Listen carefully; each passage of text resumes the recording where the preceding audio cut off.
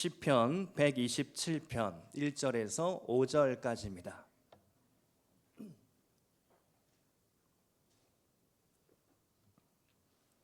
시편 127편 1절에서 5절까지 우리 다 같이 한 목소리로 봉독하시겠습니다.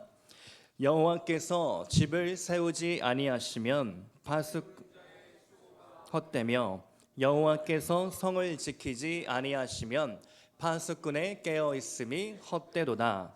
너희가 일찍이 일어나고 늦게 누우며 수고의 떡을 먹음이 헛되도다. 그러므로 여호와께서 그의 사랑하시는 자에게는 잠을 주시는도다. 보라, 자식들은 여호와의 기업이요 태의 열매는 그의 상급이로다. 젊은 자의 자식은 장사의 수중에 화살 같으니 이것이 그의 화살통에 가득한 자는 복되도다. 그들이 성문에서 그들의 원수와 담판할 때에 수치를 당하지 아니하리로다. 아멘. 낙하산과 얼굴은 펴지지 않으면 죽는다. 송기론 목사님의 책 제목인데요. 이 책을 보면 이런 이야기가 나옵니다. 한 부부가 너무 사이가 좋지 않아 목사님께 상담을 받으러 왔습니다.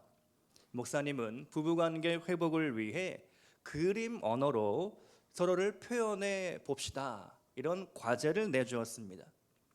그 책상 위에 여러 낱말 카드가 있었는데요. 남편과 아내는 각각 산소와 무지개 두 단어를 각각 선택했습니다. 남편이 먼저 아내에게 이렇게 칭찬을 하려고 했습니다. 당신은 내게 산소 같은 아내야. 좀 들으셨습니까?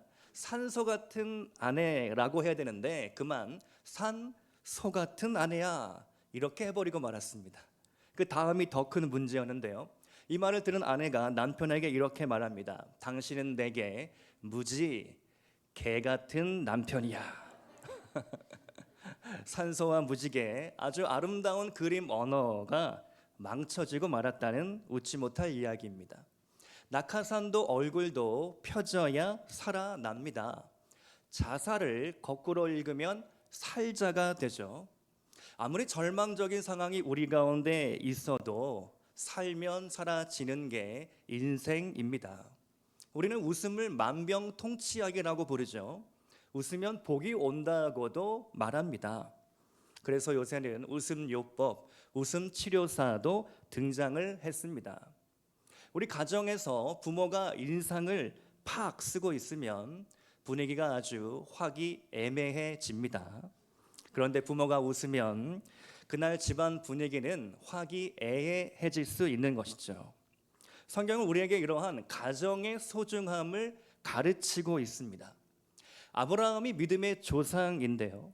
사실 아브라함의 가정은 소위 엮이는 가정이었습니다. 아브라함의 아내는 한 명이 아니었죠.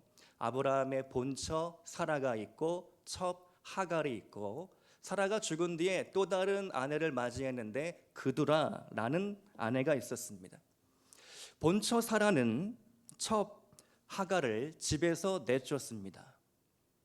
그래서 하갈과 이스마엘은 광야로 나갈 수밖에 없었죠. 아브라함의 손자 야곱은 한 여자 라헬만을 사랑했습니다. 그런데 외삼촌 라반의 농간에 넘어가 레아와 먼저 결혼하고 말았죠. 졸지에 두 아내를 얻게 되었습니다. 레아와 라헬. 이 두 여자의 관계가 어떤 관계입니까? 친언니와 동생 관계죠. 생각만 해도 머리가 아픕니다. 얼마나 시끌벅적했습니까? 날마다 박터지게 싸우는 거죠. 야곱은 4명의 아내를 두었습니다. 그리고 총 12명의 아들을 낳았죠. 가지 많은 나무 바람 잘 날 없다고 그런 가정이 야곱의 가정이었습니다. 심지어 형들은 요셉을 미워해서 이 아들을 죽이려고 했죠. 구덩이에 집어넣습니다. 겨우 기적적으로 요셉이 살아남았죠. 하나님은 그 요셉을 통하여 아브라함과 이삭과 야곱의 가정, 그 가정을 구원시켜 줬을 뿐만 아니라 막강한 나라 이스라엘로 키워주셨습니다. 하나님은 이처럼 엮이는 가정도 쓰신다라는 것이죠. 그렇다면 우리 가정에도 희망이 있는 줄로 믿습니다. 여러분의 가정에 어떤 힘든 일들이 있으십니까? 재정의 문제, 관계의 문제, 또 앞날이 참 막막한 그런 풀리지 않는 문제들이 있을지라도 하나님이 반드시 새로운 일, 기적 같은 일을 행하실 줄로 믿습니다. 그렇다면 올바른 가정은 어떤 가정일까? 남편이 남편 역할을 제대로 하고, 아버지 노릇 잘하고, 그리고 아내가 아내 역할 잘하고, 어머니 노릇을 잘하는 형제 자매 간의 우애가 있는 가정, 그런 가정이 참 아름답고 복된 가정일 것입니다. 그렇게만 끝나면 안 되겠죠. 우리 믿음의 가정은 더 나아가서 하나님을 기쁘시게 하는 가정, 하나님의 사명을 이루어 드리는 가정, 그런 가정이 되어야 하겠습니다. 그런 가정을 우리는 천국 같은 가정이라고 부르기를 원합니다. 오늘 우리가 천국 같은 가정을 이루려면 어떻게 해야 할까? 세 가지로 제가 말씀을 나누도록 하겠습니다. 첫 번째로 천국 같은 가정은 하나님이 주인 되는 가정입니다. 우리 한번 따라해 보겠습니다. 천국 같은 가정은 하나님이 주인 되는 가정입니다. 아멘. 오늘 본문 1절 말씀인데요. 다 같이 한번 시편 127편 1절을 한 번 더 읽겠습니다. 시작. 여호와께서 집을 세우지 아니하시면 세우는 자의 수고가 헛되며 여호와께서 성을 지키지 아니하시면 파수꾼의 깨어 있음이 헛되도다. 아멘. 하나님이 가정의 주인 되어 주셔야 우리 집이 튼튼하게 세워질 수 있다는 것이죠. 하나님이 아니라 다른 무엇을 기초로 삼으면 모래 위에 세워진 집과 같은 것입니다. 그러므로 천국 같은 가정이 되려면 가장 큰 원칙, 우리 하나님이 우리 가정의 주인 되어 주셔야 하겠습니다. 오늘 여러분 가정의 주인은 누구입니까? 누가 가정의 주도권을 쥐고 행사하고 있습니까? 보통 결혼을 앞둔 남녀 커플이 친구들을 불러 모아서 밥을 삽니다. 그래야 결혼식에 많이 올 수 있고 축의금도 낼 수 있고 그런 문화가 있는 것 같습니다. 그리고 친구들끼리 우리가 이제 결혼한다 발표를 하고 축하를 받는 자리에서 꼭 이런 이야기를 하는 친구가 있죠. 너 절대로 통장을 여자에게 맡기면 안 된다. 비자금이 있어야 된다. 언제 무슨 일이 일어날지 모르지 않느냐. 그런 가르침을 주는 친구나 선배가 꼭 있습니다. 여러분 어떻게 생각하십니까? 결혼할 경우 통장을 각자 가지는 게 맞습니까? 아니면 합쳐야 할까요? 미국 미시건 대학 마케팅 교수인 스칸 릭은 230쌍의 신혼 커플을 2년 동안 추적 조사를 했습니다. 커플들을 세 그룹으로 나눴는데요. 첫 번째 그룹은 통장을 합치도록 했습니다. 두 번째 그룹은 통장을 각각 따로 쓰게 했고요. 세 번째 그룹은 알아서 해라 이렇게 했습니다. 결과가 어땠을까요? 2년이 지난 다음 통장을 각자 관리한 그룹, 또 알아서 하라는 그룹 모두 처음에는 행복했지만 점점 시간이 흐를수록 행복 지수가 떨어지는 게 보였습니다. 반면에 통장을 합치도록 한 커플들 처음에는 조금 행복하지가 않았는데 점점 시간이 흐를수록 더 행복해지는 경향이 나타나게 되었습니다. 교수님은 이 이유를 그렇게 설명합니다. 통장을 별도로 관리할 경우 서로의 돈 씀씀이를 비난하거나 평가하는 경우가 많다는 겁니다. 어제는 내가 냈으니까 오늘은 네가 내라. 내 돈, 네 돈, 내 거, 네 거 이렇게 따로 구분을 하기 시작하니까 갈등과 스트레스 요인이 증가했다는 것이죠. 반면에 통장을 합칠 경우에 우리가 함께 재정을 관리하면서 우리 가정을 이어나가고 또 발전시켜야 하니까 어떠한 어려움이 있어도 하나 되는 연대감, 사랑, 연합함 이런 것들이 나타났다라는 것이죠. 그것이 부부의 행복감을 느끼게 해주었다는 결과입니다. 퓰러 신학교에서 가족사회학을 가르치는 잭 볼스위크 교수님은 이 시대의 가정을 세 가정으로 분류합니다. 전통적인 가정, 현대적인 가정, 성경적인 가정. 전통적인 가정은 사실 우리 윗세대 부모님의 가정에 가깝죠. 이 아버지의 말이 곧 법입니다. 야, 너 밤 10시까지 꼭 들어와. 통금 시간을 정해주면 그 시간 지켜야 되는 거죠. 아버지의 말, 가장의 말을 따르지 않으면 안 되는 가정이 전통적인 가정입니다. 그런가 하면 현대적인 가정이 있는데요.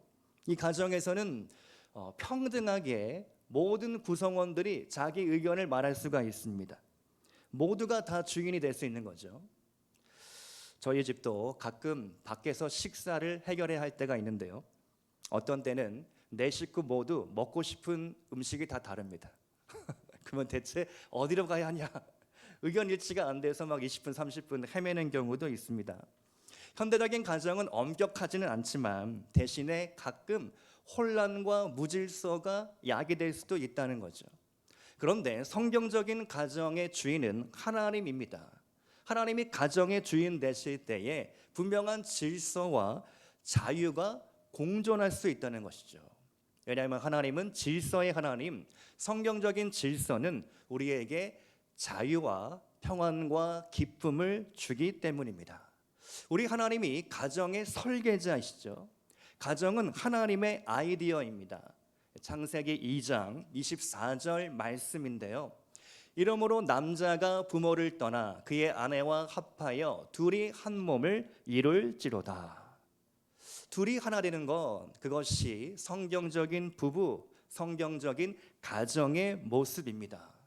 그러므로 가정의 모든 필요, 하나님이 주인 되어 주셔서 담당하여 주옵소서. 여러분의 모든 기도의 제목을 하나님께 맡겨 드리시기 바랍니다. 가정의 주도권을 먼저 하나님께 드리시기 바랍니다. 물론 뭘 먹고 싶은가는 여러분이 결정하시면 되겠죠. 중요한 결정을 앞두고 먼저 하나님의 도우심과 기도로 나아가는 습관을 배우시기를 축복합니다. 목욕탕에 가면 안내 데스크에 꼭 이런 문구가 쓰여져 있죠. 맡기지 않은 물품은 책임지지 않습니다. 주인 백. 하나님께 여러분의 모든 행사를 맡기시기를 축복드립니다. 하나님이 주인 되는 그런 천국 같은 가정 이루시기를 축복합니다. 두 번째로 천국 같은 가정은 항상 잔치하는 가정입니다. 본문 2절 말씀 한번 같이 읽겠습니다. 시편 127편 2절 시작. 너희가 일찍이 일어나고 늦게 누우며 수고의 떡을 먹음이 헛되도다. 그러므로 여호와께서 그의 사랑하시는 자에게는 잠을 주시는도다. 아멘. 인생의 문장들, 일본 작가인데요, 데구치 하루아키가 쓴 책에 이런 내용이 나옵니다. 제가 한번 읽어드리겠습니다. 잘 웃고 잘 자면 고민의 70%가 해결됩니다. 삶이 비상사태일 때는 잘 먹고 푹 자야 합니다. 우울한 일이 있을 때 심각해지지 않는 게 좋습니다. 친한 친구나 사랑하는 사람과 맛있는 음식을 먹고 큰 소리로 웃고 푹 자고 일어나면 고민거리의 70%는 해소될 수 있습니다. 때로는 너무 진지하게 생각하는 것이 불행의 원천입니다. 제가 이 책을 읽고 참 감동을 받았습니다. 아, 그렇구나. 어떤 심각한 일이 있어도 여유로움을 잃지 말아야 하겠구나.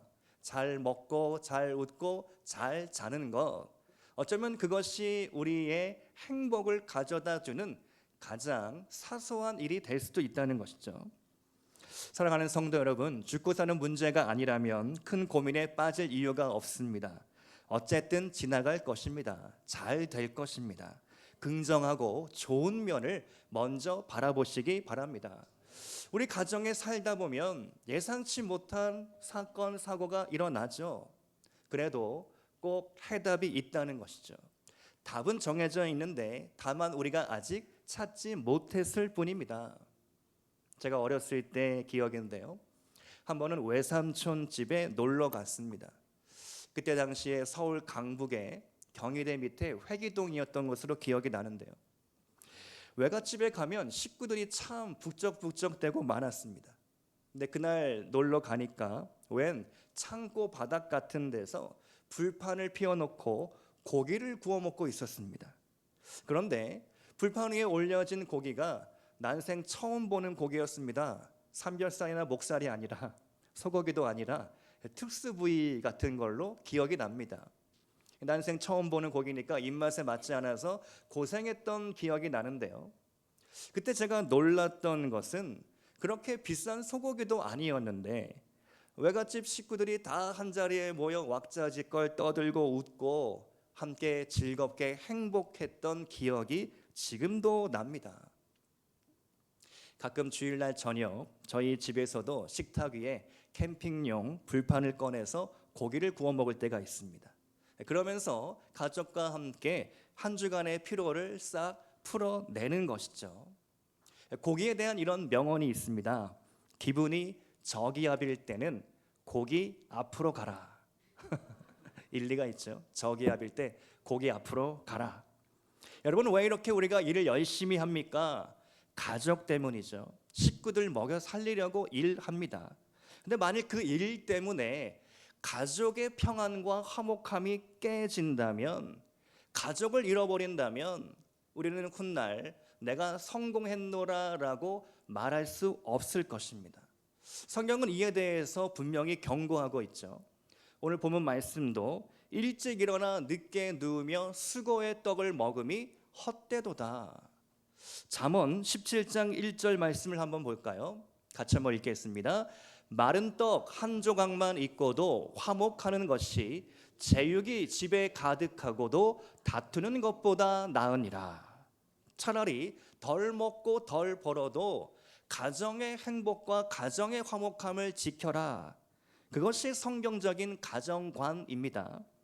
잠언 15장 15절 말씀도 보니까 고난받는 자는 그날이 다 험악하나 마음이 즐거운 자는 항상 잔치하느니라. 아멘. 마음이 즐거우면 그것으로 우리 가정 날마다 잔치하는 가정이 될 수 있습니다.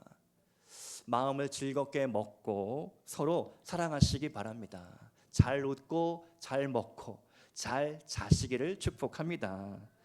행복은 마음으로부터 나오는 것이죠. 악착같이 돈 벌고 치열하게 살기보다는 때로는 여유를 갖고 하나님께 맡겨드리고 가정을 위해 더 많은 시간을 쓰시기를 바랍니다.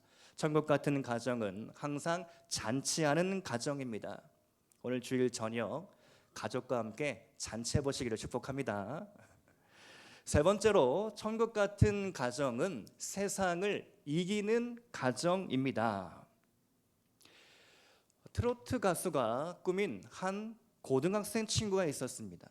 초등학생 때부터 장기자랑이 열리면 트로트 노래 하나 부르면 상을 휩쓰는 것입니다.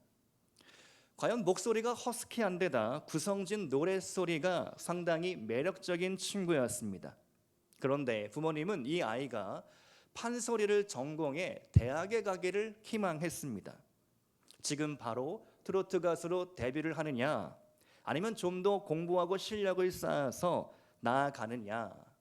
여러분이 이 아이의 부모라면 어떻게 하시겠습니까? 부모와 아이의 의견이 충돌할 때 우리는 어떻게 해야 할까?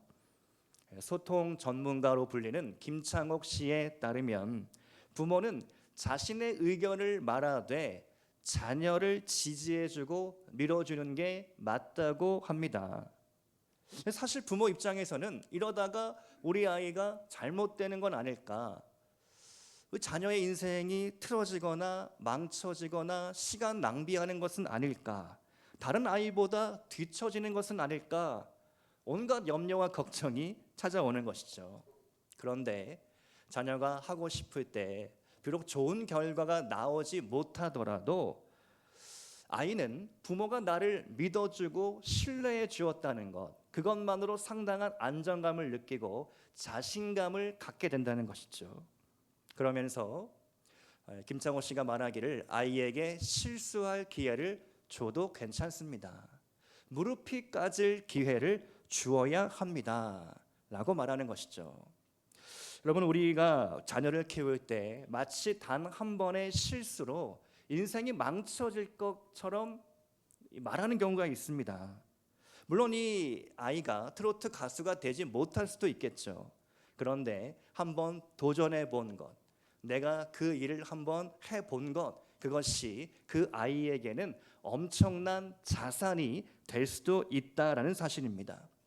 우리 믿는 부모라면 특별히 우리 자녀들의 믿음이 성장하는데 큰 관심을 가져야 합니다. 우리 아이가 어떻게 하면 세상을 이기는 자녀가 될 수 있을까? 가정에서 자녀들이 부모로부터 거의 모든 것을 배우죠. 자녀가 올바른 신앙을 가질 수 있도록 우리가 부지런히 가르쳐야 합니다. 아들은 아버지의 등을 보고 배우는 법이죠. 오늘 본문에서도 그러한 자녀에 대해서 말씀하고 있습니다. 3절에서 5절까지의 말씀을 보면 자식은 여호와의 기업이며 상급이다. 그리고 자식은 화살과 같다. 화살통에 화살이 가득한 장사는 원수와 성문에서 단판을 지을 때 부끄러움을 당하지 않는다. 분명히 말씀하고 있습니다. 여러분, 우리가 새벽마다 신명기 말씀을 묵상하고 있는데요. 모세는 세상을 이기는 자녀로 성장했죠. 모세는 모압 평지에서 파란만장한 인생을 이제 끝내게 됩니다. 하나님은 모세의 인생을 이제 정리하라고 말씀하시고 새로운 후계자 여호수아를 지목하셨죠. 이런 말씀의 흐름을 쭉 묵상하면서 문득 제 안에 이런 의문이 들었습니다. 모세의 가정은 어떤 가정이었을까? 모세가 어떻게 위대한 지도자로 하나님 앞에 쓰임받을 수 있었을까? 말씀을 보니까 사실 모세는 너무나 불우한 가정 환경에서 태어났죠. 모세는 한마디로 입양 가정에서 태어나고 자랐습니다. 부모가 그를 애굽 나일 강가에 버렸죠. 버림받은 인생입니다. 그 인생이 잘못될 가능성이 아주 높았습니다. 그때 어떤 일이 일어났습니까? 바로가 히브리 민족을 말살하려고 했죠. 그래서 태어났을 때 여자이면 살려줘라, 남자이면 죽여라. 요게벳, 모세의 어머니 요게벳이 모세가 태어나고 그 얼굴이 준수함을 보며 죽일 수가 없었습니다. 3개월가량을 버티며 잘 키우다가 결국 나일 강가에 갈대 상자에 넣어 떠내려 보내게 하죠. 그 대목을 연평한 씨가 요게벳의 노래로 아주 잘 표현을 했습니다. 제가 한번 가사를 읽어드리겠습니다. 작은 갈대 상자 물이 새지 않도록 역청과 나무 진을 칠하네. 어떤 맘이었을까? 그녀의 두 눈엔 눈물이 흐르고 흘러 동그란 눈으로 엄마를 보고 있는 아이와 입을 맞추고 상자를 덮고 강가에 띄우며 간절히 기도했겠지. 정처 없이 강물에 흔들흔들 흘러내려가는 그 상자를 보며 눈을 감아도 보이는 아이와 눈을 맞추며 주저앉아 눈물을 흘렸겠지. 너의 삶의 참 주인, 너의 참 부모이신 하나님 그 손에 너의 삶을 맡긴다. 아멘. 요게벳은요 바로의 공주에게 부탁해 유모를 자처합니다. 그리고 요게벳은 모세를 몇 살 때까지 돌보았는지 우리는 알 수 없지만 다만 어머니 요게벳이 가능한 한 히브리인으로서의 정체성, 하나님의 말씀을 계속해서 부지런히 가르쳤을 것입니다. 어쩌면 내일 내가 유모를 그만둘지 모르니 오늘이 마지막인 것처럼 날마다 하나님의 말씀을 가르치고 알려주고 들려주었던 것이죠. 그 간절한 엄마의 마음 우리는 한번 상상해 볼 수 있겠습니다. 그리고 모세가 나이 40이 되었을 때에 각성을 하죠.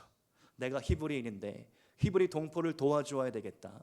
그리고 사고를 치고 말았습니다.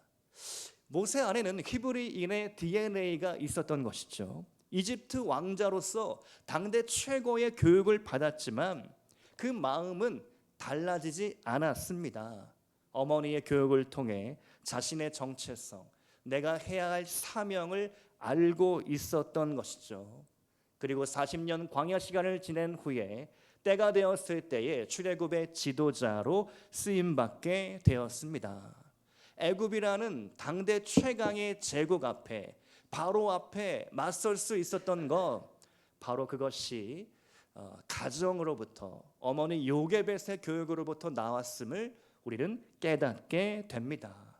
버림받은 고아, 버림받은 입양아가 세상을 이기는 지도자가 된 것이죠. 요한일서 5장 4절 말씀입니다. 무릇 하나님께로부터 난 자마다 세상을 이기느니라. 세상을 이기는 승리는 이것이니 우리의 믿음이니라. 아멘. 믿음으로 자녀를 키우시기 바랍니다.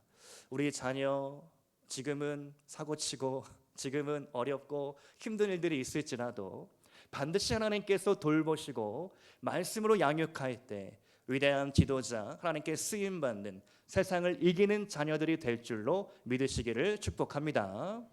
오늘 말씀의 결론입니다. 엮이는 가정의 반대는 숨기는 가정이죠. 숨기는 가정의 대표적인 특징을 꼽으라면 대화와 소통이 이루어진다라는 점입니다. 늘 서로 어려움도 고민도 털어놓고 대화할 수 있는 가정이 올바른 가정이겠죠. 한 가지 여러분 가정에서 적용할 수 있는 아이디어를 제공해 드립니다. 미고사축 언어인데요. 미고사축, 미안해요, 고마워요, 사랑해요, 축복해요. 한번 따라서 해볼까요? 미안해요, 사랑해요, 고마워요, 축복해요. 미고사축, 미안해요, 고마워요, 사랑해요, 축복해요. 이 언어를 배우시기를 바랍니다. 가정에서 우리 자녀들에게 축복한다, 사랑한다 자주 고백하시기 바랍니다. 부부지간에 미안합니다, 사랑합니다 잘 우리의 마음을 털어놓고 쓰시기를 바랍니다. 가정에서 우리가 서로를 존귀히 여길 때 우리 가정이 올바른 가정, 하나님이 찾으시는 가정, 천국 같은 가정이 될 줄로 믿습니다. 천국의 언어를 쓰고 우리 가정이 하나님 앞에 귀히 쓰임받는 믿음의 가정, 우리 잠실빛나의 모든 가정은 그러한 천국 같은 가정이 될 수 있기를 주님의 이름으로 축복합니다. 함께 기도하시겠습니다.